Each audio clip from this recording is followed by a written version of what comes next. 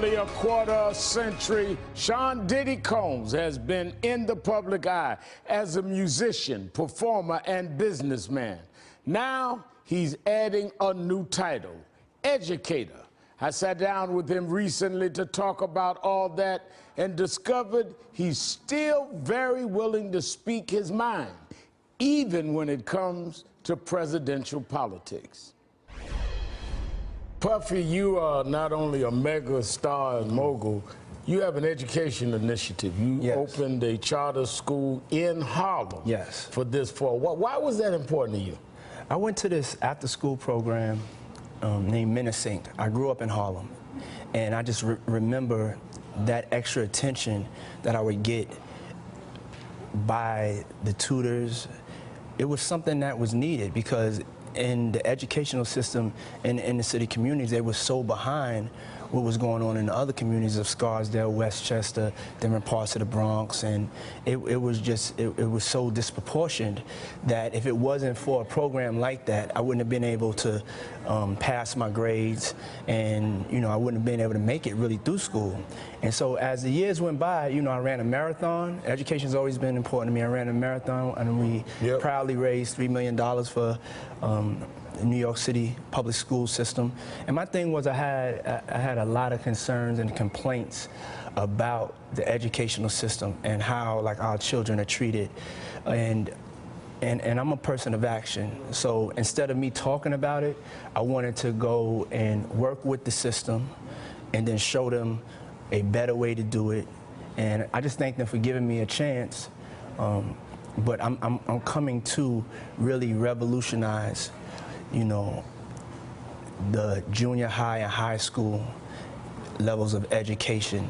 I think that we have to prepare our kids for the realities of what's out there. We have to prepare them to be leaders. And so those curriculums that are out there now are dated. That's not the times that we're in. And so as a community, if we don't update our curriculums, just as the curriculums are updated in Connecticut and the rest of the parts of, New York, then our children will constantly lag behind. And this has that domino effect that people don't understand, is that when they're wondering what's going on, it's our conditions. And you can't make no money unless you have an education. So it starts there, For me, it starts there, and instead of talking about it, I wanted to do something about it. So I'm very proud to say today I opened up, my charter school with Dr. Stephen Perry. It's called Capital Prep Harlem, and it's incredible.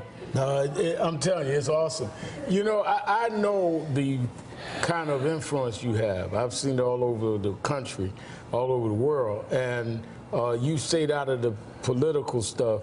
But if you could tell either candidate, and I know you know Mrs. Clinton, you know Trump, the importance of young people, what would you want them to know? I don't want you getting into politics. Whoever the next president is, what do they need to do to help young people become successful?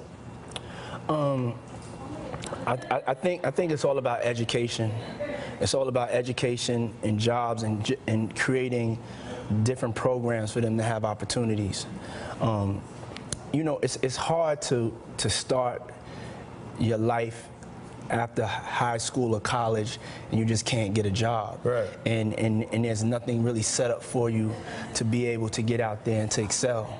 And so I think that number one, they have to pay attention and they have to speak to young people. If they don't, a lot of young people aren't going to show up. And they got to get the right people to talk to the young people. And they're very disenfranchised. I mean, my number one thing though, and to be honest, is black people. I feel like we put President Obama in the White House, and when I look back, I just wanted more done for my people. Because that's the name of the game. This is politics. You put somebody in office, you get in return the things that you care about for your communities. And I think we got a little bit shortchanged, and that's not knocking the president. You know, there's a lot going on, a lot of balls in the joke. He's done an excellent job, you know. But I think it's time to turn up the heat, because the black vote is going to decide who is the next president of the United States. So I hope that turn up the heat. Yeah, Miss Clinton, you know, Hillary Clinton.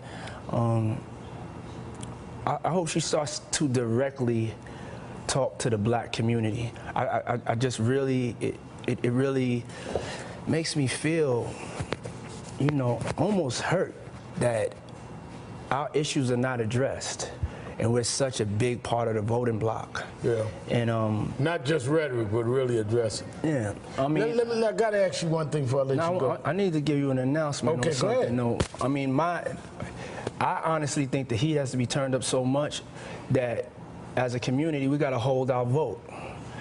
Don't pacify yourself. Really revolutionize the game. Make them come for our vote. It's a whole different strategy, but I think we need to hold our vote, because I don't believe any of them. All right.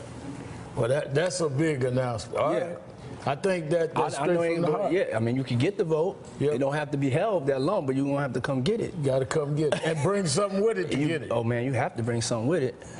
Let me ask you this. I hear you saying that on the music side, this may be your last album? Yes. And how's the tour going? I mean, you the tour sold out everywhere. The tour is great. I saw it in New Orleans. It was unbelievable. Yeah, I mean, it's just been great to go out there and perform all the hits. This is like my victory lap. I want to be able to spend more time with my girls. They're getting bigger. Yeah. And every time I come off the road, it's you know, having to catch up and reconnect. You know, and that's not what I want, you know? And if this is your last album now, you know, I watched you speak at the commencement at Howard where you went. You wouldn't be going into preaching, because I can't rap. We can't switch roles. I mean, you wouldn't be infringing on a brother, would you? I mean, you never know, but if I do, I'm going to come to you for lessons, because you're the baddest in the game, baby. Puppy Cole, thank you, man. That's what's up. Hey there, I'm Chris Hayes from MSNBC. Thanks for watching MSNBC on YouTube. If you want to keep up to date with the videos we're putting out, you can click subscribe just below me.